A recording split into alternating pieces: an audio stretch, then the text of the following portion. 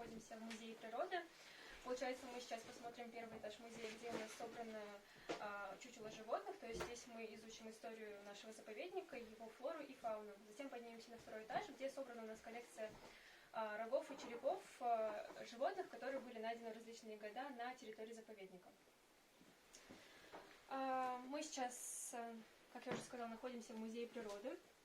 Вообще наш заповедник является одним из старейших. Он ведет свою историю с 1930-х годов. Перед вами сейчас представлен макет нашего заповедника. Здесь отмечены границы. Мы граничим с двумя районами, это с Авзелиловским районом и Белорецким районом. Почему наш заповедник является уникальным? Потому что, первая причина, потому что у нас два ландшафта непосредственно друг к другу расположены. То есть первый ландшафт это полностью лес, который называется Уралтау, то есть вот эта вот часть с лесом это Уралтау. Эта часть с горной степи у нас называется Южная Крока. То есть то, что два непосредственно различных ландшафта расположены вблизи друг к другу, это является уникальной аномалией, и в принципе в России такое больше нигде не зафиксировано.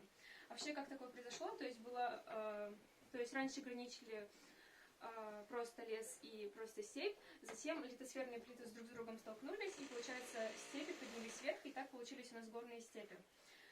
Если мы поднимем голову вверх, то здесь как раз-таки у нас снимок со спутника, где четко видна граница между горной степью, то есть Южной Крокой, и Уралтау.